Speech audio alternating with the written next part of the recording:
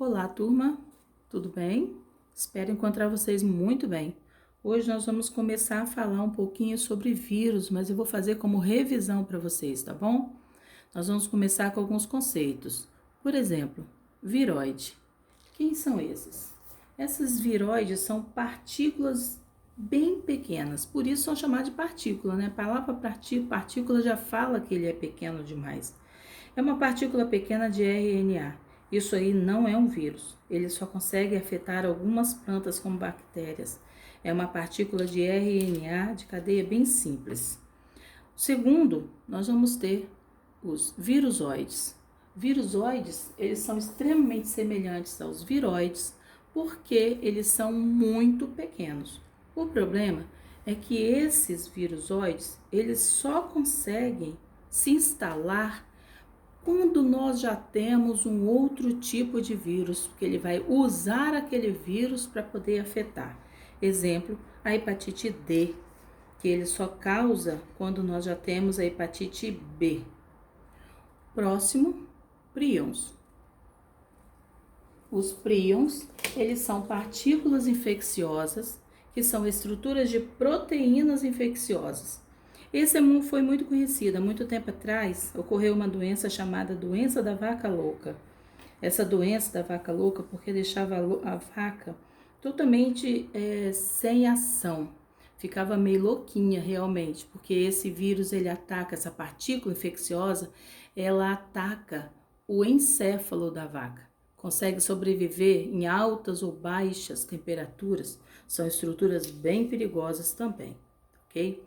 Essa partícula no meio, essa estrutura no meio, a partir do momento em que ela consegue sim entrar dentro de uma célula, essa partícula que até então não é considerado vírus, ele é um virion, essa partícula viral passa a ser chamado de vírus quando ele entra dentro de uma célula viva.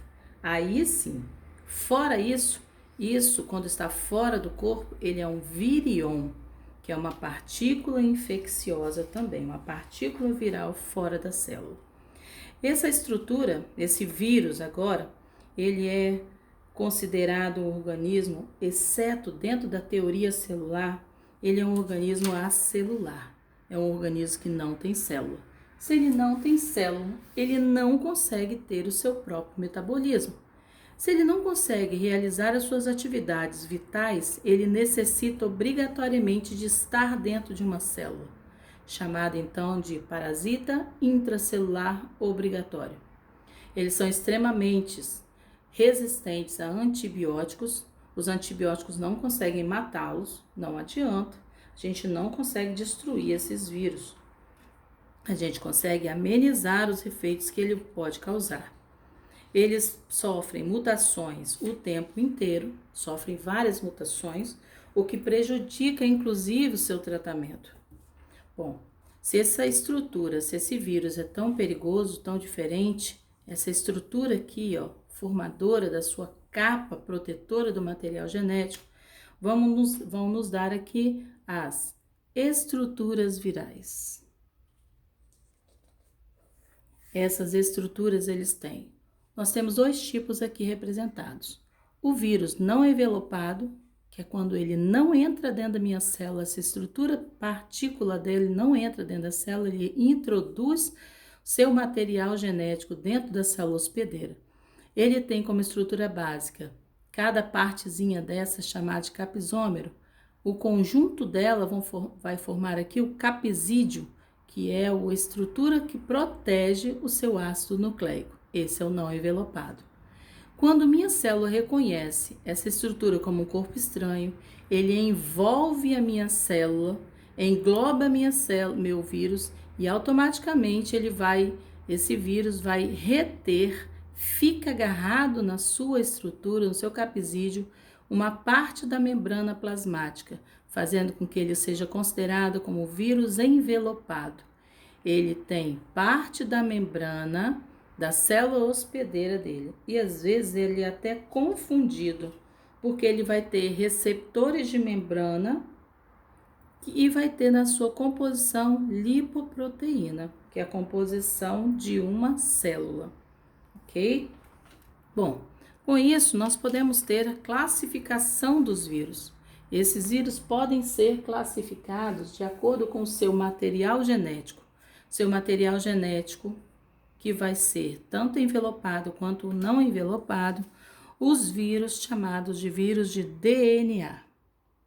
Esse vírus de DNA, ele pode ter uma fita dupla, que é o comum que a gente conhece, como pode ter um vírus de DNA de fita simples. Aqui nós vamos ter vários exemplos de fita dupla, os bacteriófagos, que são aqueles que infectam bactérias. Eles conseguem infectar bactérias e causar a destruição dessa bactéria. Nós vamos ter os papilomavírus, que é aquele do HPV, e o adenovírus, que também são comuns, ok? Nós vamos ter ainda o de fita simples, que são os parvovírus e o poxvírus. O que é isso? São duas palavras diferentes, né? Porque são poucos visíveis para a gente.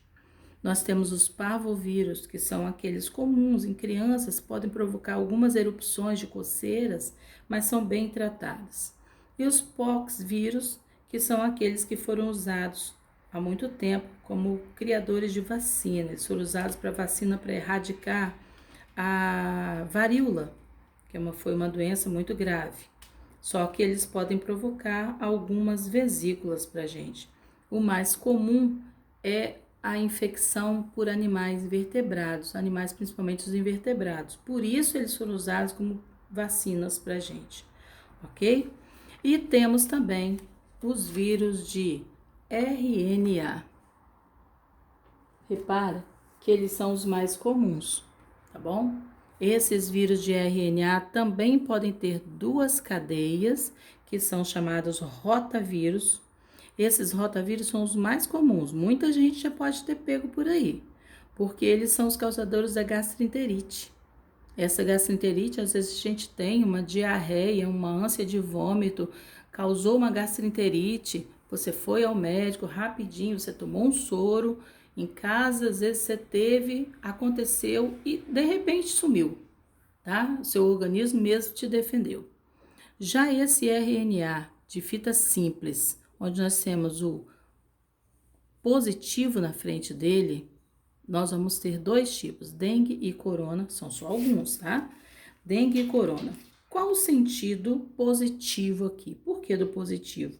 Porque quando ele entra na célula, ele já faz diretamente a tradução para produzir a proteína para ele, porque ele já entra como RNA mensageiro.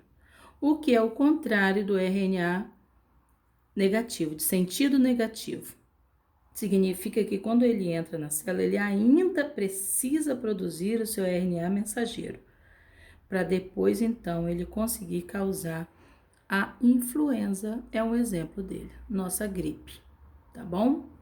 Esse corona é dos resfriados, infelizmente nós temos um modificado, sofreu o metabolismo, esse sofreu a mutação, o que fez com que ele evoluísse para uma doença mais grave, principalmente respiratória. Bom, o RNA de fita simples com RT aqui na frente significa que ele é um retrovírus. O que significa isso? Retrovírus quer dizer que ele tem na sua estrutura uma enzima dentro do seu cerne, que é essa parte interna desse vírus. Dentro dele existe uma enzima chamada transcriptase reversa. Essa transcriptase ela vai fazer uma conversão. Ele é um RNA, a transcriptase inventa a partir do RNA um DNA, onde ele vai se instalar no nosso DNA e aí ele vai obrigar o meu DNA a produzir proteínas para ele. Ele então vai infectar essa célula e vai causar muitos danos, como por exemplo o HIV. A presença do HIV, que é o vírus da AIDS, é desse tipo aqui. Por isso a dificuldade de acabar com ele.